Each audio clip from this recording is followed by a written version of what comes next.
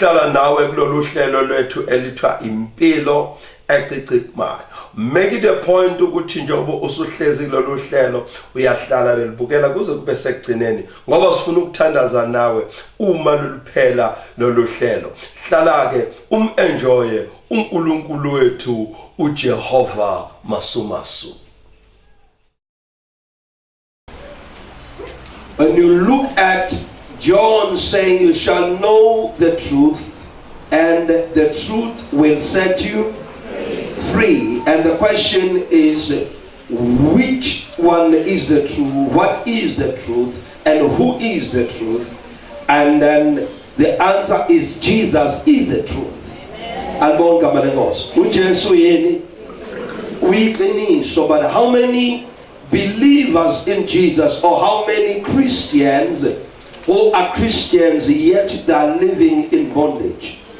So now again, mouth to vulamesho to look at this, then you learn in Jesus or in Christ there is his Christness that is not revealed to many followers of Christ. One day Jesus is speaking, another day a farmer went around to sow his seed. Another one he threw emhlabathini omileyo enyawela endleleni noma emeveni enyawela emadwaleni. Praise the Lord. Amen. And then they had this parable. It was a beautiful story to the crowds. But after that, there were 12 men who decided to say, Jesus, we have heard you, Master, ufundisa ngalendaba, but now we did not understand. So how many people are in the church who are introduced to Jesus Christ, but the Jesusness of Jesus, they have not yet they are not yet exposed to the Christness of Christ. But they were amazed by the beautiful speech. It's like, wow, hey, but the other people who decided and said, no, we can hear you talking about 3 places where the seed was planted, but still we are blank. And we just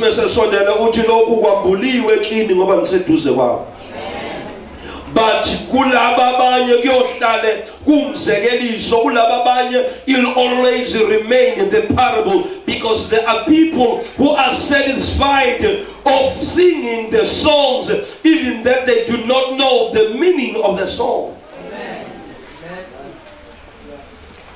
Praise the Lord.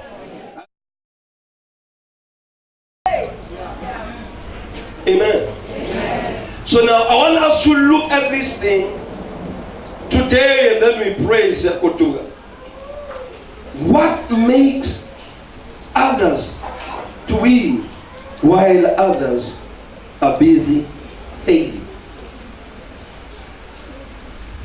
14:2, verse number 2.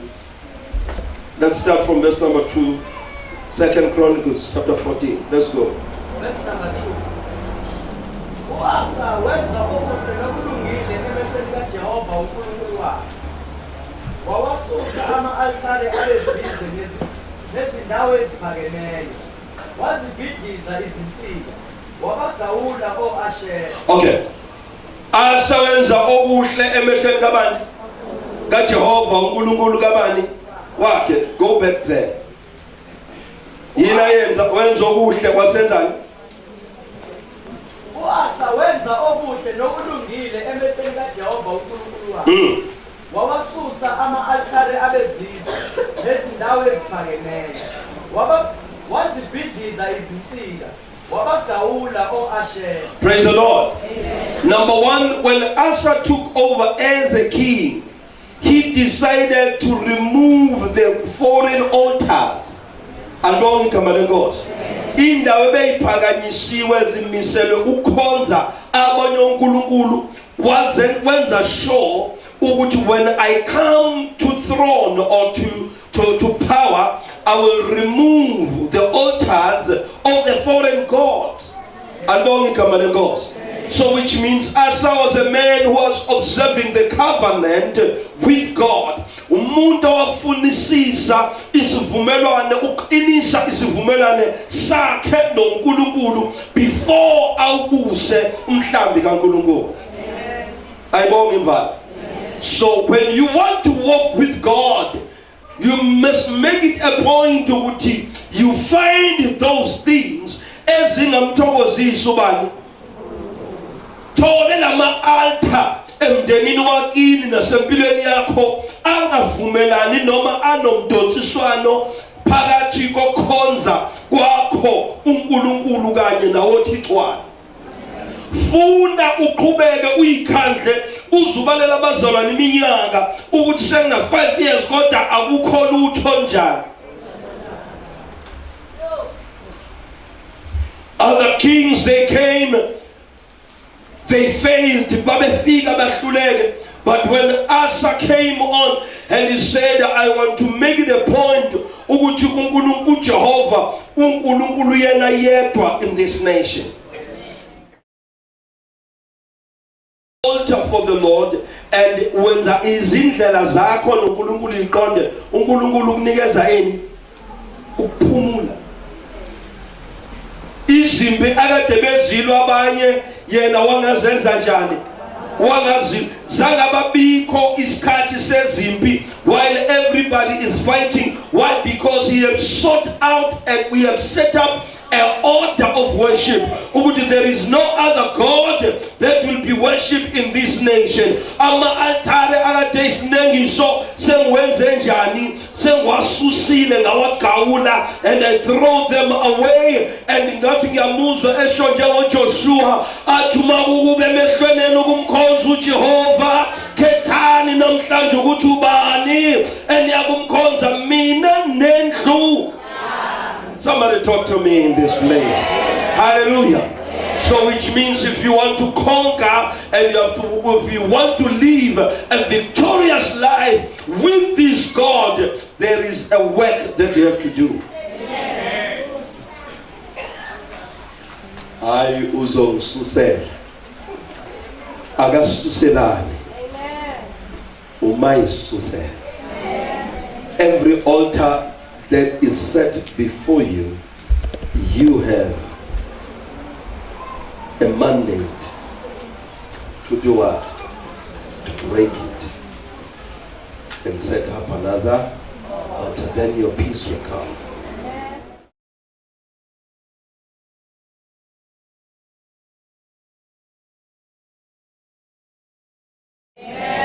Verse number 11, and Asa cried to the Lord God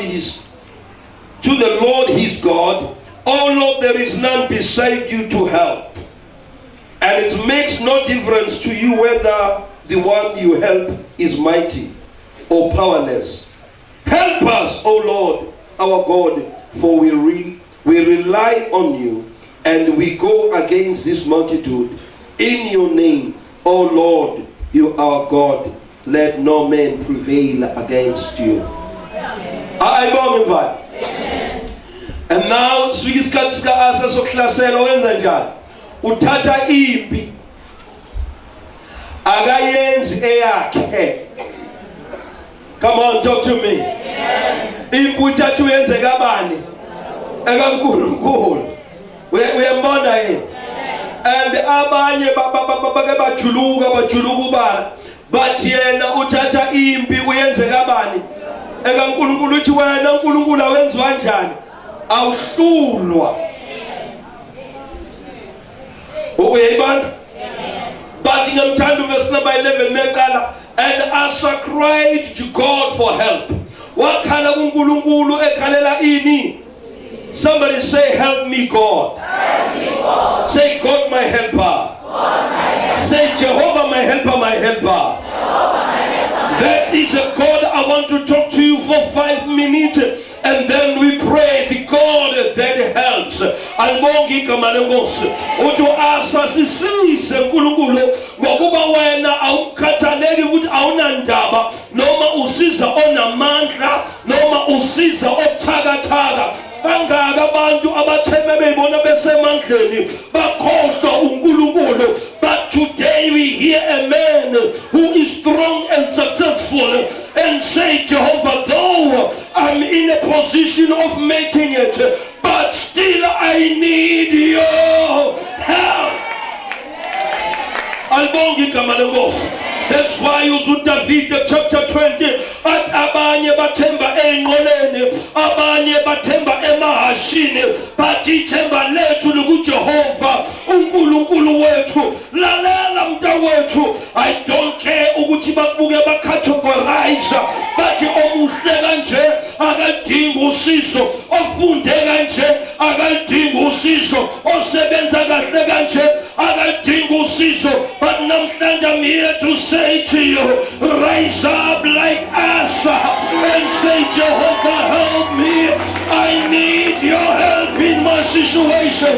Abahlehla abahlehlayo, ababaleke ababalekayo, abangihleke abangihlekayo, kodwa mina ngeke ngidlale izitha. NginoNkulunkulu osizayo, ngeke ngidlale izimo. NginoNkulunkulu ophilayo. Help me, Jehovah.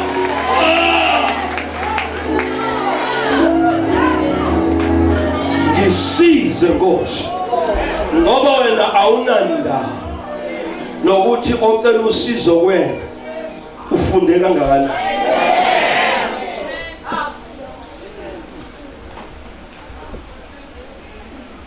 Ungadlala abantu abakubukela phezulu. Uma sekuyisikhathi sokuthandaza, yenza njani?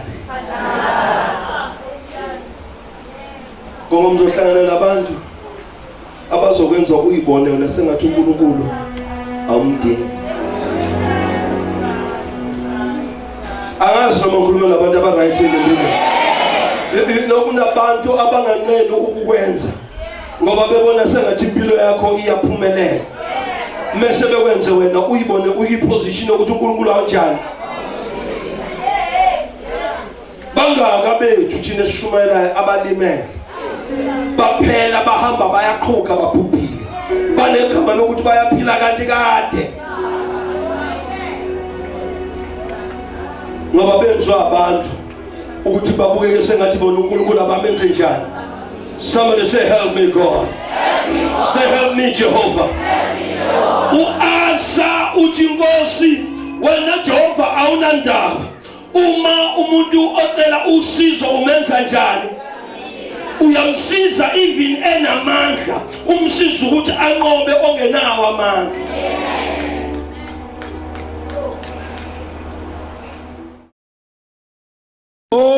Kanti mekushunyelwa uKristu Jesu nabafe uhlangothi nabayizinyonga benza njani?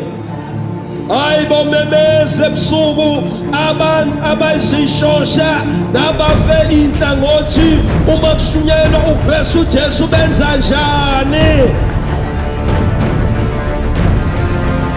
So uma kushunyelwa uKristu Jesu umufike nonyonga olkumukeleyo, get ready because something wonderful is about to happen. Get ready because something big is about to happen. Get ready because Jehovah Rafika is about to heal somebody tonight.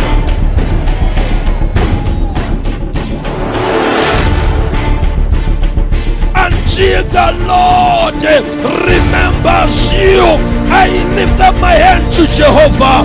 May He remember you today.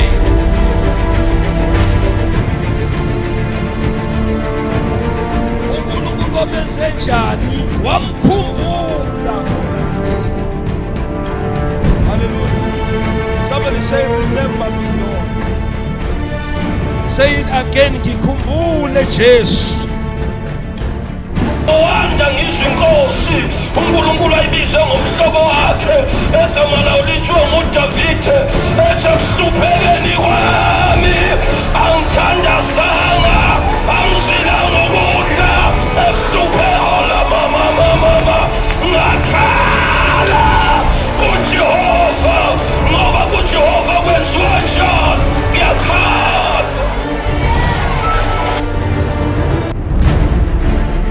Jehovah does not get out of my soul.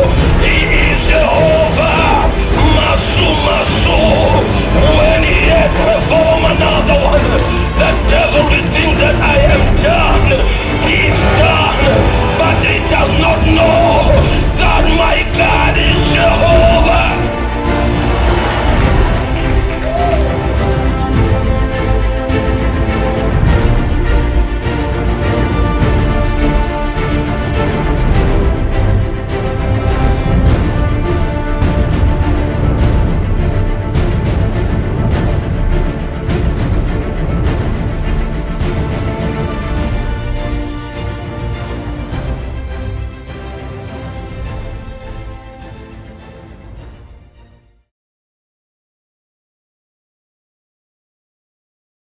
Bazalwane ngokuyithoba nje ngicela ubaba noma abafundisi bebonke ibandla lonke uthembekile kuNkulunkulu wethu bazalwane and ngicela singayithathi kancane lento yokuthi obaba behlezi besitshela ukuthi uNkulunkulu wethu he qualifies and unqualified. uJehova ukuphindile lokho empilweni yami kwakuyi last year October shuthi lenyanga October sengiyibiza ukuthi okay October uphindile ku-October futhi nakule nyanga sithe sithutha emsebenzini sithuthelwa kwisite entsha ubasi wami angibiza athi no angisafuni usebenze kule department osebenzela kuyona njengoba siqala la ngizobatshela bakulungisela ideski lakho ayi izibe le balokhe kuthi September sesiqala ngapha esebenzela khona alokhe batshela ethi lela desk elikanomusa manje ngicela ni set up because ngifuna aqala i-training basibe abalungu ke la abanamandiya khona kuthe sekufanele bakwenze kuphume i-graduate ngomnyango waqhubeka umlungu wathi ngithe lela desk elikanomusa liset upeni wabaqoqa abafana belungu wathi webafana bawu4 nizomtraina namhlanje bazalwane ngitrainela ukuba ucoordinator wenkampani ngiyambonga kakhulu ngiyambingelela bazalwane egameni lenkosi Jesu bane selokhu ngafika la ekhaya ngafika ngiyinto nje ehlakazekile okuhlakazeke ngisho nasekhayeni lami mina lapha ekhaya bengingalali nasemini bengingakwazi mina ukuthi nakho ngifikele ubuthongo ake ngihambe kokugcina embhedeni ngolala bengihlala lapha kusofa ngizele khona la manje nje ngacimeza ngazela naso isilwane sengisizwe sesingeqa masingeqa inyaka zomzimba wami bangilele ebusuku ziyangeqelwana ngesinye isikhathi ngake ngasibamba singeqala ngasizwa ukuthi ngasibamba ngathi ngithi ngifuna ukusisakaza odongeni saphunyuka sakhala sathi kwangathi siyophuma ngefastela ilwane lapha ekhaya abantu abaningi bahlale bethi mabefika nalaba abakhulekayo abathi ababonayo bathi eziningi ilwane la ekhaya sihamba nazo bazalwane ngisenkonzweni ngiyasizwa la ngemva kwesi ngaphansi kwesitulo sami ngendlela ebengihlupheka ngayo futhi ke ziqondene nami kakhulu ngoba abantu abamchaba khali ngalozo mina nje benginento yokuthi mangilele ebusuku ngiyaphakela ukudla ngiyadla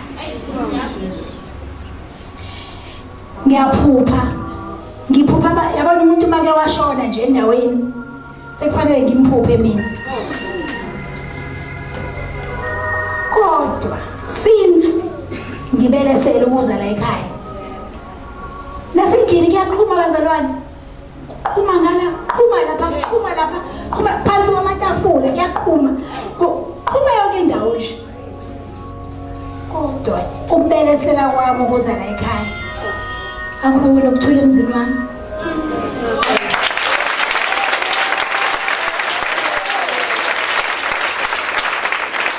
akusekho silwane angisadli ebusuku zonke izinsuku mina bengidla ekseni nje manje ngathi ngiyazomela amaqedwe uhamba uthepha ngo6 ngithola isithongo sezoqhamuka ukudla sengiyaphakela sengiyadliwa ngo6 ekseni kodwa ngisho ukuthi bazalwane konke lokho kuphela kodwa namhlanje kumnandi nje ngiyakolala kumnandi mangiyakolala kushuthi ngiyambonga uNkulunkulu wakadile kandaba